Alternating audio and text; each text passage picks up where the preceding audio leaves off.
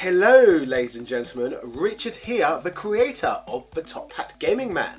For a number of years I have really enjoyed watching videos about retro games on the information superhighway, on that popular website YouTube for example. And over the years I've heard one phrase thrown around quite a lot, and that is Nintendo saved the entire video game industry. Derp-de-derp-de-dilly-dum.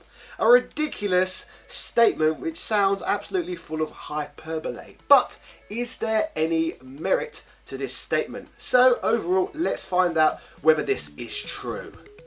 First, we need to go back to when many of these nostalgia-based videos first started popping up, and that was back in the early noughties. Prior to that, I've always enjoyed retro gaming, as we call it now, and owned a plethora of different systems. I already started collecting games all the way back in 2002, so way before the whole YouTube echo chamber had already started, I had amassed quite a large selection of different games and different consoles.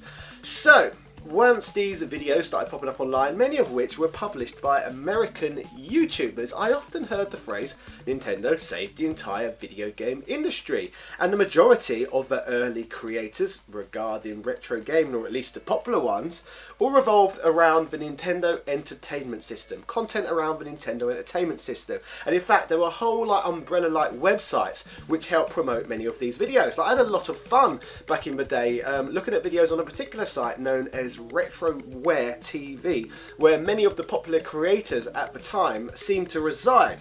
In fact, I even remember a series on there, I believe it was called the Video Game Years, and it felt like that series in particular really tried hard to push the narrative on Nintendo saving the entire video game industry. But saying a statement like that surely suggests that there would be no gaming today whatsoever if there was no Nintendo, which sounds crazy, almost head scratching, so we really need to discuss this more, don't we? The thing I found about that show at the time, and it was almost inspirational to me in regards to why I created my channel down the line, is it gave a very American-centric view of gaming. Like, they called it the Video Game Years and advertised it as a comprehensive history of gaming, but it wasn't really at all. It was a comprehensive history of American gaming rather than video gaming as a whole, from what I found. So the Video Game Years basically laid out a timeline of events, including the American video game crash of 1983, right through to the release of the Nintendo Entertainment System in that region in 1985, which is very accurate for American viewers to some degree, but for the rest of the world, it's obviously a completely different narrative, as we have discussed on this channel time and time again. For example, microcomputers dominated the majority of Europe. Let's take the UK alone, for example. There was various microcomputers that sold extremely well, such as the Amstrad CPC 464, the Commodore 64, etc. In fact, the ZX Spectrum on its own shifted over 5 million units. Now, that may not sound like a great deal of systems, but when you compare it to systems what was for sale in America at the time, it was an absolutely huge amount of platforms. Like, if we take the ColecoVision and the Intellivision, America's number 2 and number 3 systems at the time, if you combine the sales of both of those systems, they still shifted less than 5 million units. So the ZX Spectrum on its own is more popular than both the ColecoVision and the Intellivision, which brings us all the way back round to the American video game crash of 1983. Like, when we say video game crash, it's not really a global crash, as we've discussed many times. It's an American crash. But if you go even further, it's not really even a video game crash. It's just an Atari crash, because the Intellivision and the ColecoVision were never selling well to begin with. So the only company that really took any fall was Atari, who at one point in time were outrageously popular.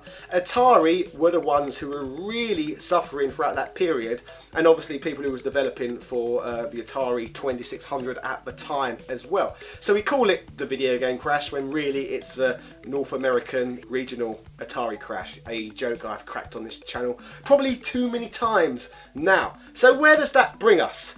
Let's go over to Japan for a moment in 1983. So it's still 1983, and the Famicom is just being released. The Nintendo Famicom, basically the Japanese version of the NES. Well, a stupid factoid once again, you probably already know. The Famicom launches in 1983, the same year Atari, everything was going wrong for them, and amusingly, although this is the other side of the world, the Famicom does really badly as well.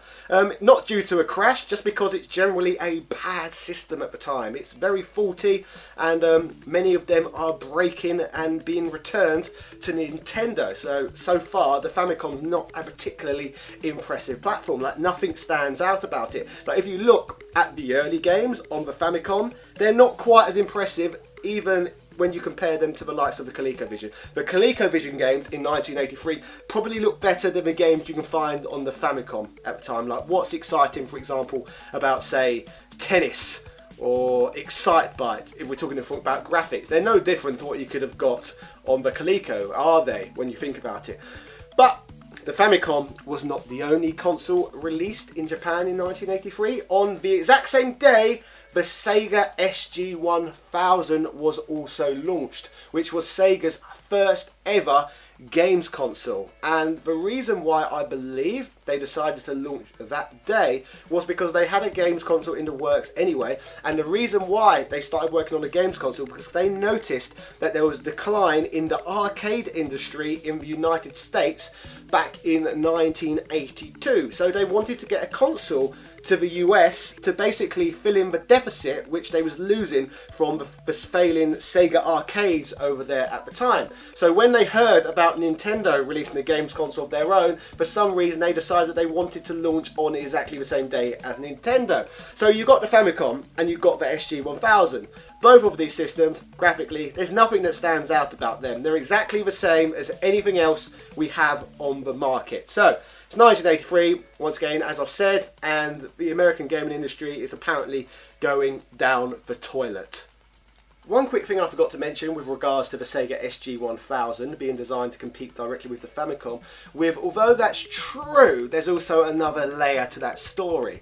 In fact, before the SG-1000 was in development, Sega were exclusively working on a platform called the Sega SC-3000, which was a Sega cartridge-based microcomputer which was being designed, which would have been great to launch over in Europe and Australia, for example, to compete with the likes of the ZX Spectrum, etc. So, microcomputers, as I said, were really popular in the world at the time, so it was a no-brainer for Sega to try and replace their arcade business with the microcomputing business. But, like I said, they saw what Nintendo were doing with the Famicom and they decided, right, we've already got this far, we might as well make a consoleized version of the same system and try and attack the console market as well, especially when we look at the fact that Atari are down and out and North America is there for the taking. So the SG-1000 and the Famicom in 1983 are overall pretty underwhelming systems, similar to which we've already seen, such as the ColecoVision. However, by 1985 things had improved for those two platforms somewhat.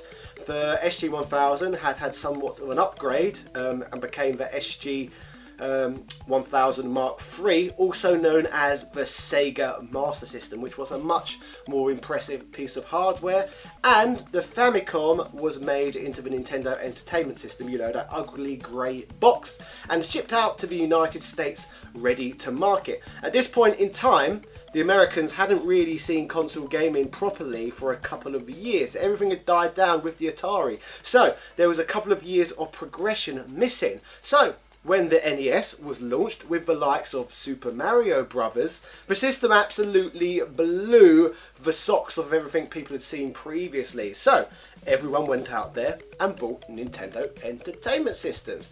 Now the Master System was just as impressive, if not arguably more impressive than that of the Nintendo Entertainment System. However, sadly for Sega, they never managed to reach the American market first. Nintendo already stuck their flag on their American version of the moon first. It was like the space race in some ways. Whoever got there first won. And Nintendo got to America first, and they managed to take that somewhat empty console market all for themselves. So, does that mean they saved the video game industry in America because they got there first? Well, personally, I do not think so. Surely, if the Master System, which was as I said, arguably a more impressive system, had have reached their shores first, then surely it would have sold just as well. However, at the same time, Nintendo did make some cheeky moves to help them get their systems onto the market in the first place. For example, it wasn't actually marketed as a games console, was it? It was marketed, I believe, as its name, the Nintendo Entertainment System. So it was an entertainment system rather than a games console. And if you look on the box itself, it's also described as a control deck. So the Nintendo is not a games console, it's a control deck, a buzzword which I never have heard used since the release of that platform. Rather funny when you think about it. So the Nintendo Entertainment System, it was different. It was an entertainment system. And obviously, as you know, it was paired with Rob the Robot to make it look more like a toy so that they could get it into the hands of American distributors more easily. So maybe if the Master System had have been launched, it would not have been launched as savvily as the Nintendo Entertainment System was. So what would have happened if the Master System got there first? Who knows for sure, but there is no denying that the Master System was not an impressive piece of kit in its own right. However, what's also to note with regards to this, we need to take into account what went down in Europe, because we got a very different story. There was no crash, as we've discussed before. Microcomputers were doing fantastic. Everyone was gaming. The majority of teenagers could even program their own games at the time. It was a renaissance for video games after the likes of Pong and stuff like that in the past. So, how are Nintendo going to crack this market? Well, they simply didn't, did they? In fact, Sega beat Nintendo to Europe. Sega managed to launch the Master System in Europe before Nintendo managed to get there with their Nintendo Entertainment System. And as a result, the Sega Master System did quite well. I don't feel it ever caught up with the likes of the Micros at the time, but if someone was to own an 8-bit games console, in my country anyway, it was a Sega Master System. Nintendo eventually did get there and start marketing their product as well, but you could argue that it was too little too late, as Nintendo Entertainment Systems here are quite rare because they never sold particularly well. And also the distribution, which I spoke about earlier being great in the likes of the United States, in the UK it was absolutely awful. Like, do you know where you needed to go if you wanted a Nintendo Entertainment System in Britain at the time? Boots. Boots Pharmacy, yes. Boots Pharmacy, I believe, had exclusive rights at one point to selling Nintendo Entertainment Systems and their games. And the games were very, very expensive in comparison to the likes of on other systems. Like, from what I've heard, NES games were like £50, £60. Whereas if you wanted a ZX Spectrum game, you could probably get yourself a compilation tape with like 10 games in it for £5. So you're literally paying an outrageous amount extra. Also, when it came to the microcomputers, every child under the sun knew how to borrow a game off their friend and then create a pirate copy. Just like that. You couldn't do that with Nintendo games. It wasn't very appealing for a more savvy gaming market, if you understand what I'm saying. So, this goes back to Nintendo saving the video game industry. Well, they certainly didn't save the UK industry. In fact, they didn't even make an impact. But it's the American market was more important in this video, because that's the area where they mention this buzz phrase so much, Nintendo saving the video game industry. And could we really make any case for there being a... Basically, if the NES never made it to America, people suggest in some ways there would be just no gaming market in America now. I just find that really hard to believe, because the video game industry was not completely dead. People did still have Ataris and televisions, ColecoVisions, and people were still gaming in the arcade at the time as well. The market was not completely gone. There was still something there. So, as I said, if Nintendo didn't get there first, Sega would have got there, and I would make the assumption that they would have become successful in their own right. And if Sega or Nintendo had failed to get there, maybe Commodore or Amiga would have snuck in and taken the market for themselves. Like, why could the Commodore 64 have not become the popular gaming platform in that region if Nintendo or Sega had never managed to get there? So for me, Nintendo cannot have saved the video game industry, because there would have been other companies who would have swooped in and noticed that huge gap in a huge market was there to simply take for themselves. One thing we cannot deny from all of this though is that Nintendo absolutely dominated North America throughout the late 80s. They were the head gaming company on the block by an absolute country mile. Now, I've travelled the United States several times, and I've even been to retro gaming conventions there and a number of different retro gaming stores. And if you walk around these conventions and these stores, etc., you will see big ugly grey slabs literally everywhere you look. Nintendo Entertainment System games are everywhere. Like everywhere you turn, you will be seeing these grey slabs. It's quite amusing, really. So they dominated. So if they saved the industry, they certainly saved it for themselves rather than for anyone else at the time. So was that a good thing for the American market at the time? Let's think about this. From what I've heard, Nintendo often stopped their distributors of their products from being allowed to market products from other companies in their stores. So if someone had the right to sell and distribute Nintendo games, then they would have to sign exclusivity deals to stop them from selling the likes of Sega games, TurboGrafx games, etc. So one of the reasons why Nintendo was so dominant was not simply down to them putting out a quality product. It was also due to the fact that they were intentionally monopolizing the market and basically cutting off the circulation of the blood of their competition in a number of different ways, and distribution was one of those factors. Another one of those factors, which you could also argue hurt the gaming industry, apart from stopping the level of competition, was also the fact that if a company signed up to become a developer for Nintendo, if you released a game on the NES, in most cases you would have to develop that game exclusively for the NES. You was not allowed to do a dual release on the Sega Master System or later the Sega Mega Drive. So that was another way they continued to monopolise the market, was they would not let third-party developers develop games on the systems of the competition. So when people say Nintendo saved the video game industry in the 80s in the United States, surely they damaged it in more ways than they did help it. Like, if it wasn't for Nintendo, we would have a better Master System and TurboGrafx 16 to look back on and play today, because they would have much better libraries full of much more third-party games. So Nintendo are often credited for saving the video game industry in the United States, when the phrase should simply be Nintendo monopolised the market in the United States. And I cannot really think of many pros for gamers in terms of that happening.